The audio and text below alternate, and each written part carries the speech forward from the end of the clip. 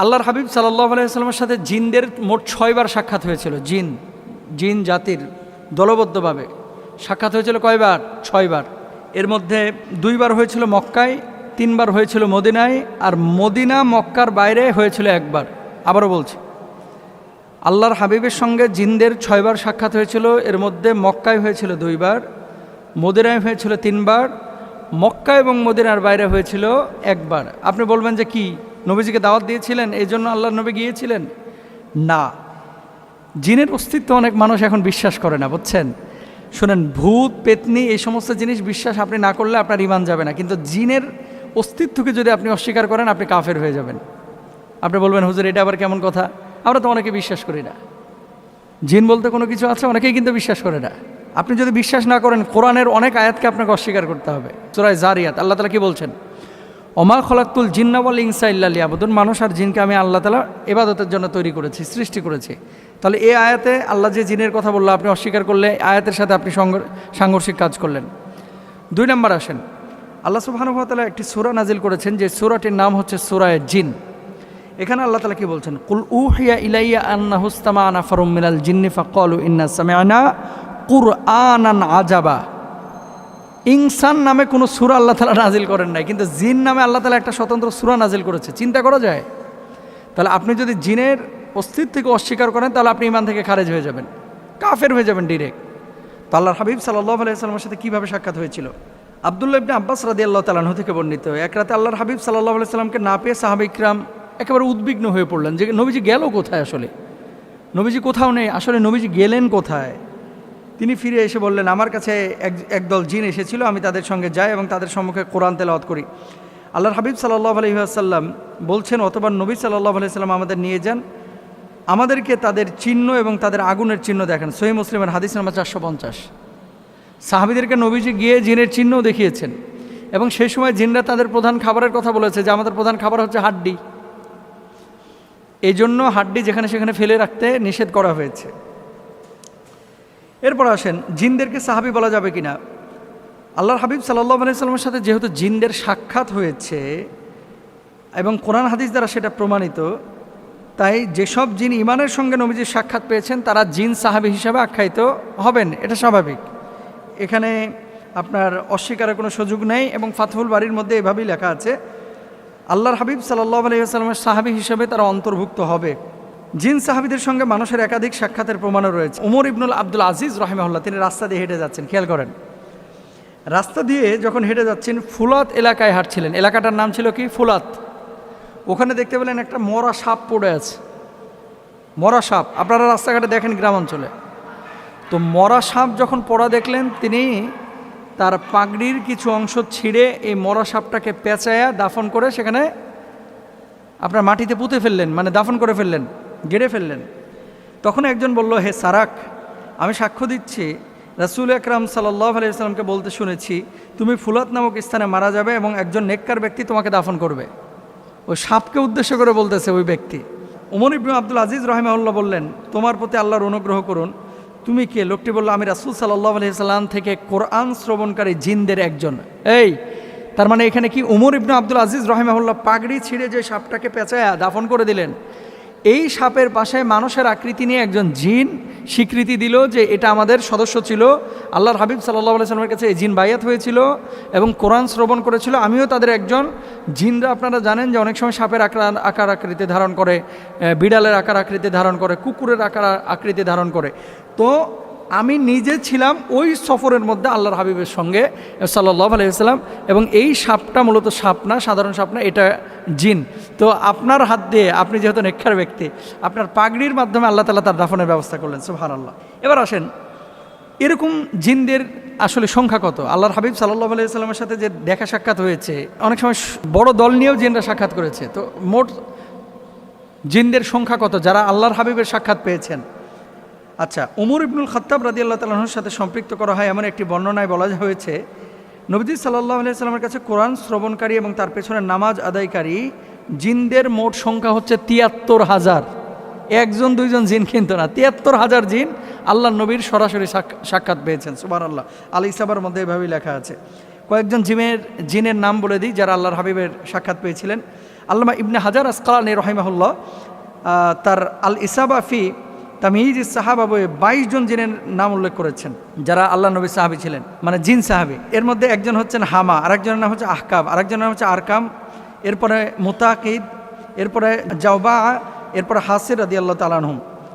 এছাড়াও আরও কিছু জিন আছে যাদের ব্যাপারে নাম এমনভাবে উল্লেখ করা হয় যে ওয়ারদান, খিরকা, ফারিয়া, সামহাদ, জাওবা, জুলাব, সারিস, উরফা, লাখাম রাদিয়াল্লাহু তাআলা আনহুম, ওনাদের কথা বলা হয়েছে। তো আসলেই জিনের অস্তিত্ব অস্বীকারের সুযোগ নেই, আল্লাহ নবীর সাক্ষাৎ তারা পেয়েছে, এটা প্রমাণিত। আল্লাহ বুঝদান করুক। পাপিষ্ঠদের চেহারায় কিছু চিহ্ন কিন্তু প্রকাশিত হয়। যারা পাপ করে, সুন্দর অথবা সুন্দরী কিছু ছেলে এবং মেয়ে আছে, কিন্তু পাপিষ্ঠ, দেখবেন চেহারার দিকে তাকাইলেই মেজাজ খারাপ হয়ে যায়। কিছু কালো লোক পাবেন আপনাদের সমাজে, আমাদের সমাজে একেবারে কুচকুচে কালো, কিন্তু চেহারার দিকে তাকাইলেই তাকায় থাকতে মন চায়। আমার যেমন ভালো লাগে, এই যে বাইতুল মোকাররমের নতুন খতিব নিযুক্ত হয়েছে মুফতি আব্দুল মালিক সাহেব, মারকাজুদ দাওয়ার, এবং মাহফিলে যাওয়ার পরে দেখি যে দ্বিতীয় বক্তা, বিশেষ বক্তা, অনেক স্থানীয় আলেম ওলামা আছেন, মসজিদ কমিটির সভাপতি অথবা মাহফিলে যারা সভাপতি হন, অনেক মুরব্বীদেরকে দেখি চেহারার দিকে তাকাইলেই খালি তাকায় থাকতে মন চায়। ভাই, গ্রামের মানুষ কেন? আপনি যখন ভালো কাজ করবেন আল্লাহ তাআলা আপনার চেহারার মধ্যে একটা আসর বা তাসির দিয়ে দিবেন, আর আপনি যখন পাপিষ্ঠ হবেন না, চেহারার মধ্যে একটা পাপের সিল মেরে দিবেন। আপনি দেখবেন অনেক মডেল আছে, গায়ক আছে, গায়িকা আছে, পত্রপত্রিকায় যাদের ছবি দেখা যায়, আমি বলছি বলে না, আপনি নিজে তাকায় দেখেন পরীক্ষা করার জন্য। আমি বলছি না উলঙ্গ মহিলার দিকে তাকাইতে, পরীক্ষা করার জন্য তাকায় দেখেন, আর চেহারার দিকে তাকাইলেই মেজাজ খারাপ হয়ে যায়। ওই যে স্বৈরা শাসক 15 বছর যারা এই দেশের ক্ষমতায় ছিল, এখানে কিছু লিডার ছিল, চেহারার দিকে তাকাইলেই মেজাজ খারাপ হয়ে যেত। কেন? মিথ্যা কথা বলতে বলতে মিথ্যার ওপরে পিএইচডি হয়ে গেছে। এখন আল্লাহ তাআলা এই মিথ্যুকদের চেহারার ওপরে পাপের একটা চিহ্ন ফেলে দিয়েছেন। পাপাচারের কারণে একজন মানুষের দৈহিক এবং আন্তরিক যে সমস্ত পরিবর্তনগুলো ঘটে, যে সমস্ত পরিবর্তনগুলো ঘটে একটা একটা করে বলে দিই। 1 নাম্বার, পাপের কারণে অন্তর অন্ধকারচ্ছন্ন হয়ে যায়। অনেকে বলে যে হুজুর দোয়া তো করি কিন্তু কান্না তো আসে না, চোখ দিয়ে কোনোভাবেই পানি আনতে পারছি না, এরকম অনেক মানুষ বলে। কিন্তু তো কান্না আসবে কিভাবে? অন্তরটা মরে গেছে, মরিচা পড়ে গেছে, এই জন্য কান্না আসে না। আপনাদেরকে একটা কথা বলি, আমার খুব ইচ্ছে আছে একদিন আপনাদেরকে এটা দেখাইতে। আরব বিশ্বের অনেক স্কলাররাই দেখান, আমারও ইচ্ছা আছে। একটা গ্লাসে রঙিন পানি নেবেন, তারপরে এই গ্লাসের ওপরে রঙিন পানিটা নেওয়ার পরে এই রঙিন পানির ওপরে আপনি সাদা পানি, মানে গ্লাসের পরে গ্লাস ঢালতেই থাকবেন ওই রঙিন পানির ওপরে, দেখবেন একসময় এই পানিটা সাদা হয়ে যাবে। তার মানে কি, যে অন্তরটা কলুষিত হয়েছিল, এই কলুষিত অন্তরের মধ্যে যখন আপনি তাওবা দিবেন, ইস্তেগফার দিবেন, নামাজ দিবেন, কোরআন তেলাওয়াত দিবেন, জিকির আজকার দিবেন, তখন অন্তরটা বিশুদ্ধ হয়ে যাবে, চেহারার মধ্যে ছাপ আসবে, অন্তরটা মরবে না, জীবিত থাকবে। 2 নম্বর আসেন, লজ্জাশীলতা দুর্বল করে দেয়। যারা পাপিষ্ঠ, অতিরিক্ত পাপ করে, এদের হায়া বলতে কিছু থাকে না। যেখানে সেখানে জেনা ব্যভিচার করে, যেখানে সেখানে মানুষের সাথে মেলামেশা করে, মানুষের সাথে মুখ খারাপ করে কথাবার্তা বলে। খেয়াল করে দেখেন, যেগুলো পাপিষ্ঠ। আর যারা বিনয়ী, যারা সৎ মানুষ, যে কোনো জায়গায় যে কোনো কথা যে কোনো সময় যে কোনোভাবে বলে না। খুব মনোযোগ দিয়ে খেয়াল করেন। 3 নম্বর আসেন, পাপাচারের মানব হৃদয় অধোনমিত হয়, অধপতিত হয়। মানুষের যে মনুষ্যত্ববোধ বলতে একটা জিনিস আছে ভেতরের, এটা নষ্ট হয়ে যায় পাপের কারণে। আর যখনই পাপের কারণে এই মনুষ্যত্ববোধের ছিন্ন ছিটে ফাটা যখন ভেতরে না থাকে, অন্য অন্য মানুষগুলো তার অ্যাটিটিউড বা আচার আচরণ দেখেই বুঝে যে এটা হারামখোর, এটা পাপিষ্ঠ। যেগুলো ঘুষখোর, খেয়াল করে দেখেন, যেগুলো সুদখোর, এগুলোর চেহারা দেখলে মেজাজ খারাপ হয়ে যায়, যদিও দাড়ি রাখছে অথবা যদিও নামাজ পড়ে, ফরফর করে কথা বলে, আর দেখবেন যে চেহারার মধ্যে আল্লাহ তাআলা একটা সিল মেরে দিয়েছে, এটা পাপিষ্ঠ। অনেক লোক আছে এরকম। 4 নম্বর, ভালো কাজের তাওফিক হয় না। যেগুলো অতিরিক্ত পাপ করে, বেশি পাপ করে, এরা চায় যে আমি ভালো কাজ করব, কিন্তু করতে পারে না। কারণ কি জানেন? আল্লাহ সুবহানাহু ওয়া তাআলা তার দ্বীনের খেদমত, আল্লাহ তাআলা তার নিজের খেদমত, ইসলামের খেদমত আল্লাহ তাআলা সেই বান্দার থেকে নেন যে বান্দার ভিতরে মনুষ্যত্বের বা ঈমানের গুণাবলী আছে, এছাড়া আল্লাহ তাআলা নেন না। তাই ভালো কাজ তারা করতে পারে না, অপমানের জীবন বহন করেন। একটা জায়গায় আপনি অফিসিয়ালি কাজ করতে গিয়েছেন, দেখবেন আপনাকে পাত্তা দেবে না, অথচ আপনার পাশে আরেকজন দাঁড়াইছে, তাকে খুব সম্মান ইজ্জত করতেছে। কালকে আমি বসুন্ধরায় একটা রিকশায় উঠলাম, অটোতে মাস্ক পরা ছিলাম। স্বাভাবিকভাবে অনেকে তো চোখ দেখে বুঝে ফেলায় বা কণ্ঠ শুনে বুঝে ফেলায় যে হুজুর।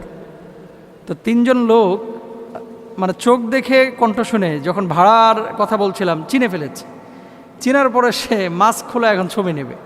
তো নাজেহাল বান্দা, দিতেই হলো ছবি। তো রিক্সাওয়ালা আমার একটা কথা বলল যাওয়ার পথে, যেটা আমার ভিতরে নাড়া দিয়েছে। হুজুর, এই ইজ্জতটার মূল্য কি আপনি দিতে পারবেন?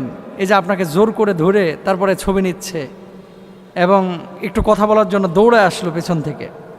আসলেও তো এই ইজ্জতের মূল্য তো আমরা দিতে পারবো না।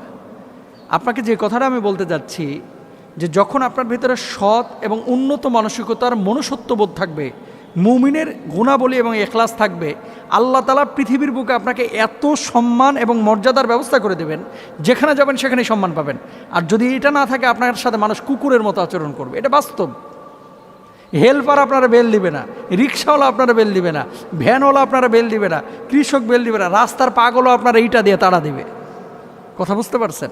তো এই জন্যে আমি কিন্তু কথাগুলো খুব সিম্পলভাবে বলতেছি আপনাদেরকে, কিন্তু এই কথাগুলো আসলে খুবই দামি এবং মারাত্মক। আল্লাহ বুঝদান করুক।